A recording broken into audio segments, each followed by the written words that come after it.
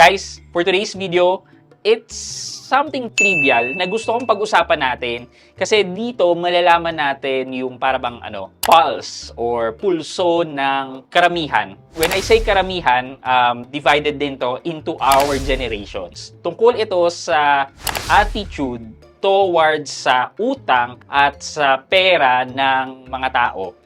Basically ng mga Gen Z, ng mga millennials, ng mga Gen X, and yung mga baby boomers yan. So, itong study na to ay conducted by TransUnion itself na kinumission niya ang isang research and survey firm.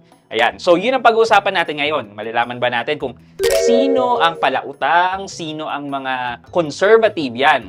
Yan ang pag-uusapan natin ngayon. Kung gusto nyo malaman yan, samahan nyo ako. Pag-usapan natin yan. Sit back and let's discuss. Coming right up.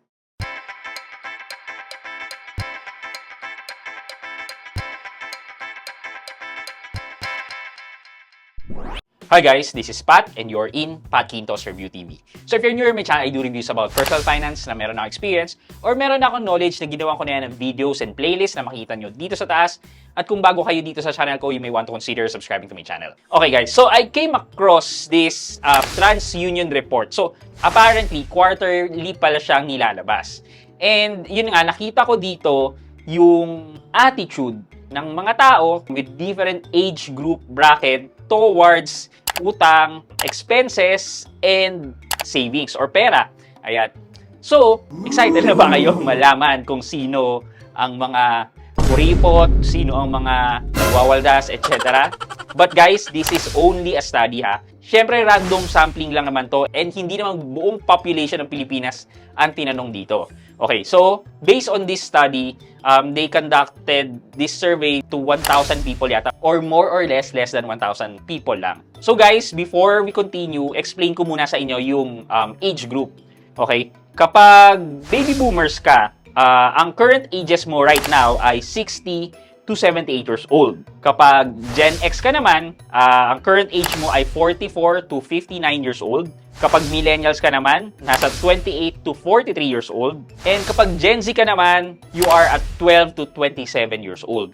Okay, so now na-explain na natin yan. Okay, so unahin natin. May tanong dito. Who are the people who cut back on discretionary spending? Dining out, travel, or entertainment? Meaning, binabawasan yung paglabas, pagta-travel, and entertainment. Yung lahat ng lahat ng sinurvey, across all generation, overall, 40% ang nagsabi na they cut down on spending on dining out, entertainment, and travel. So, sino ngayon na nagtitipid or matipid? Ang pinakamataas na percent dyan ay ang mga baby boomers yan. At 65%. So, sila talaga yung nagsasabing, hindi naman natin kailangan mag-travel eh. Pass na muna yan. Yan.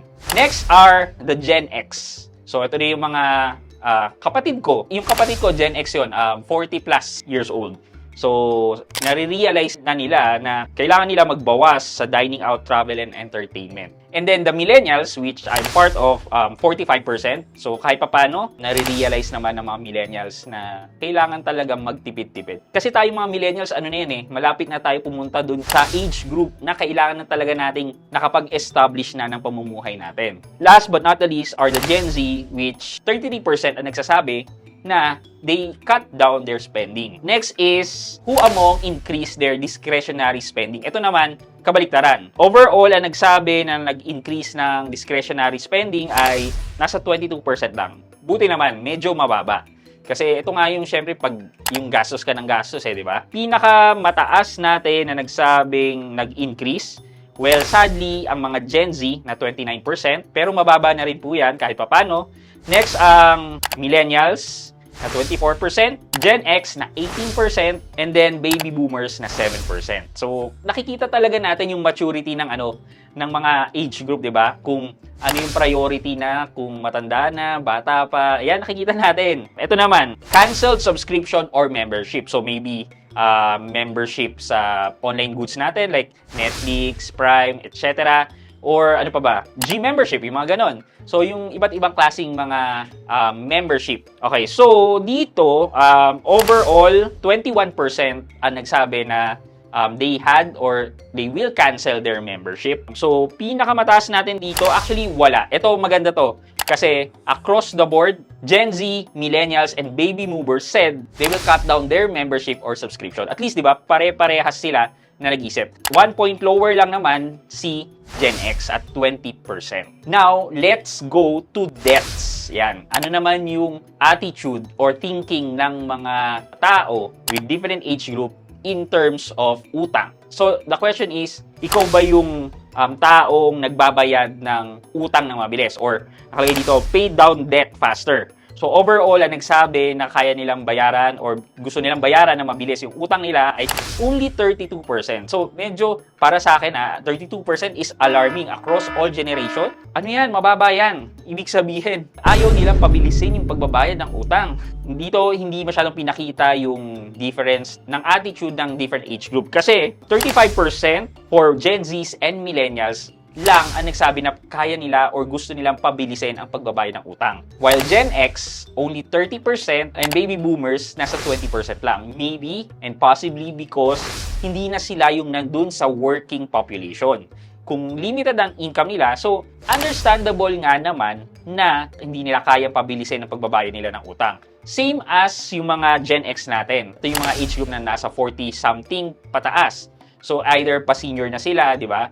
So, medyo nabawasan na rin ang source of income nila, yung pera nila. Kasi nag-aadaan na rin sila sa limelight nila, which is, pag na-reach na nila yung senior years nila. Kita rin dito na tayong mga Millennials and Gen X ay nasa working population and may capacity pa na magbayad or pabilisin ang pagbabayad ng utang. Next is, increase usage of available credit. Meaning, meron kang credit line dyan, tumataas ba ang paggamit mo or pag-access mo ng iyong mga credit line?